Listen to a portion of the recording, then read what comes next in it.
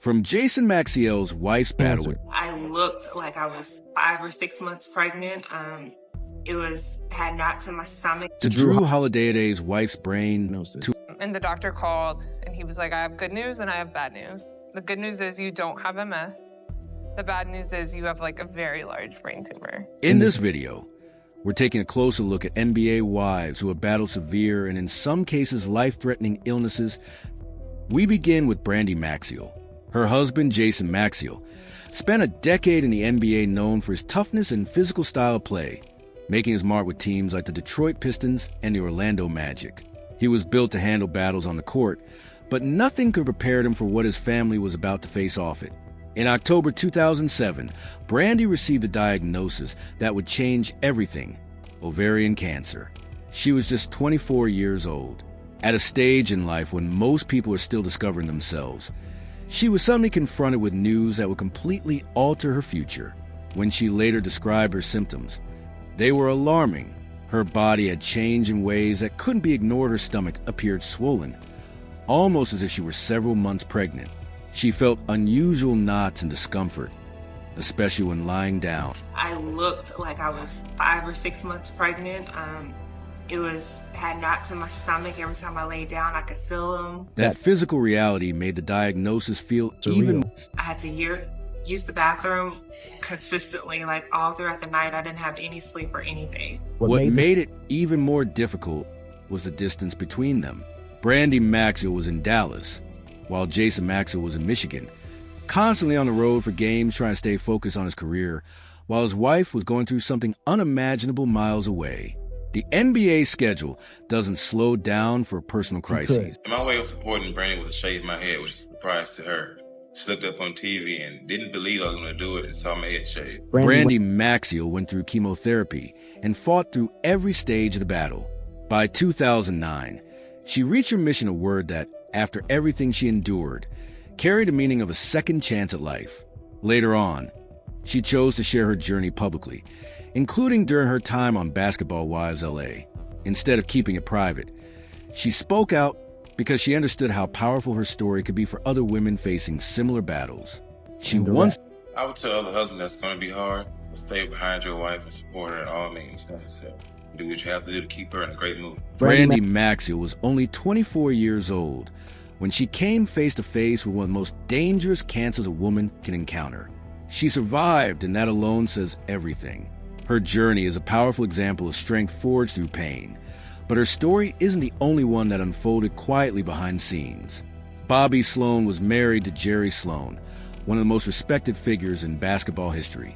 Known for his long tenure with the Utah Jazz, his Hall of Fame legacy was built on discipline, toughness, and consistency. Yet one of the most important chapters of his life had nothing to do with basketball. It began in 1998 during the NBA Finals.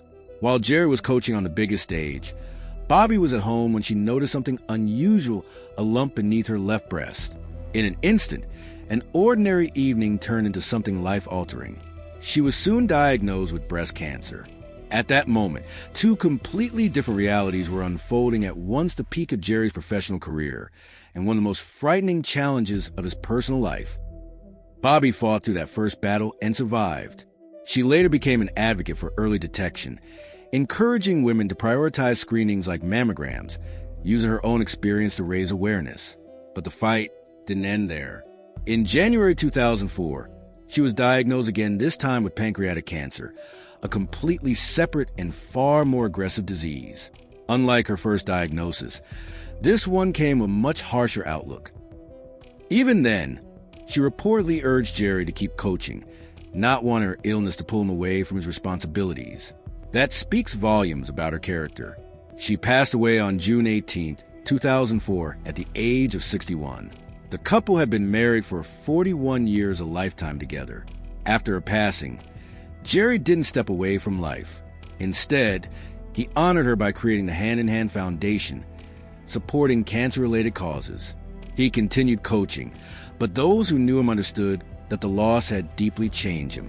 The toughness remained, but so did the weight of watching the love of his life battle cancer twice and lose a second time. And heartbreak like that wasn't unique. Lisa Williams entered the life of Monty Williams after he had already endured unimaginable loss. His first wife, Ingrid Williams, tragically died in a car accident in 2016, an event that shook the entire NBA community. Monty rebuilt his life, continued coaching, and eventually found love again with Lisa. But in 2023, another devastating challenge emerged. During the NBA playoffs, while he was coaching the Phoenix Suns, Lisa was diagnosed with breast cancer. The timing couldn't have been harsher at the peak of his professional responsibilities, colliding with deeply personal pain.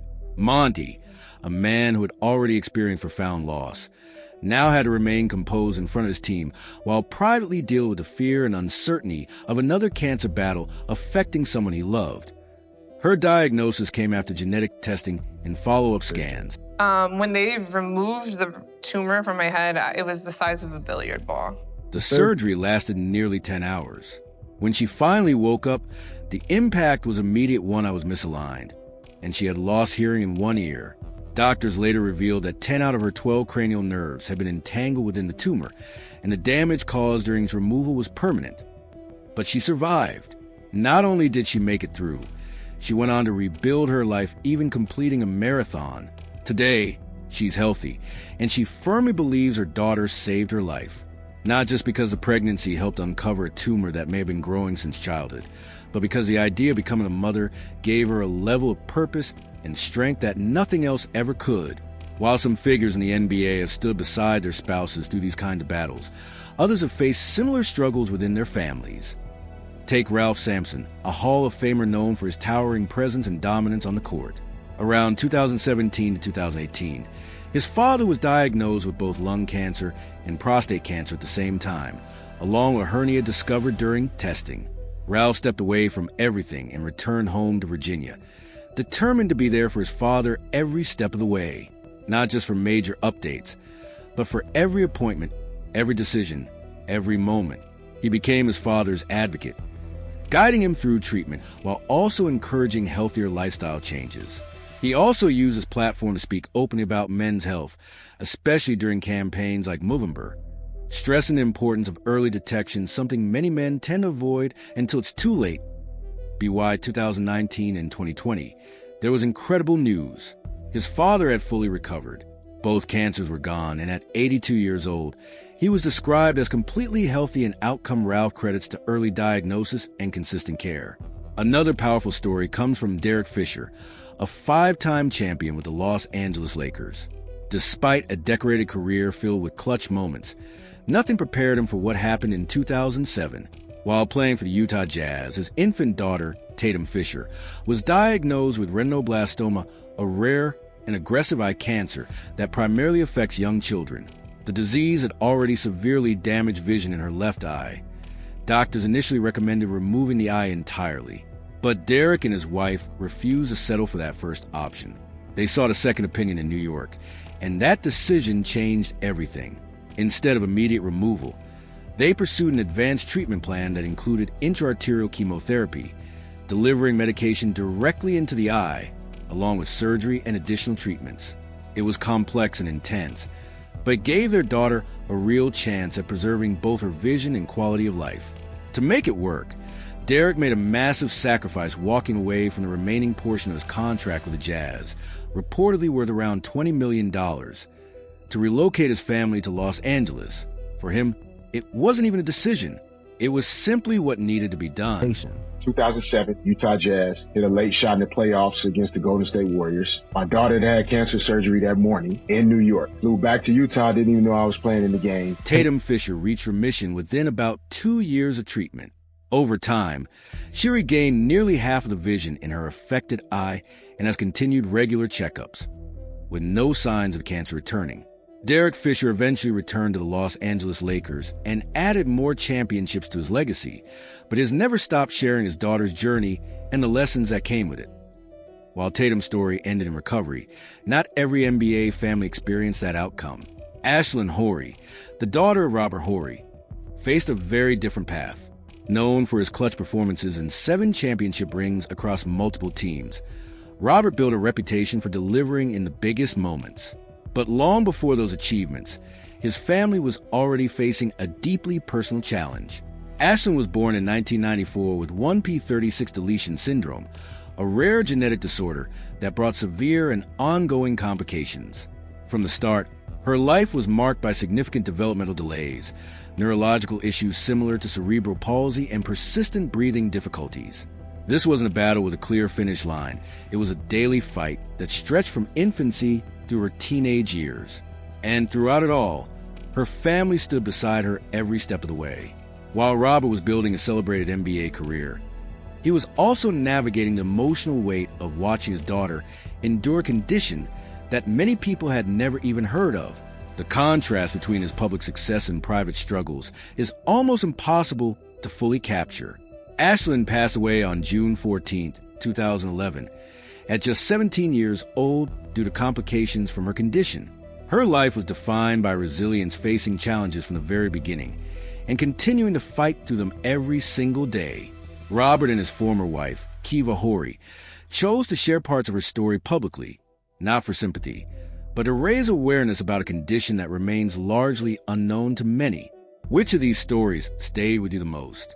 And do you think the world pays enough attention to the silent battles happening behind fame? Let me know what you think in the comments section. For more videos like this, subscribe to watch more content. Thank you.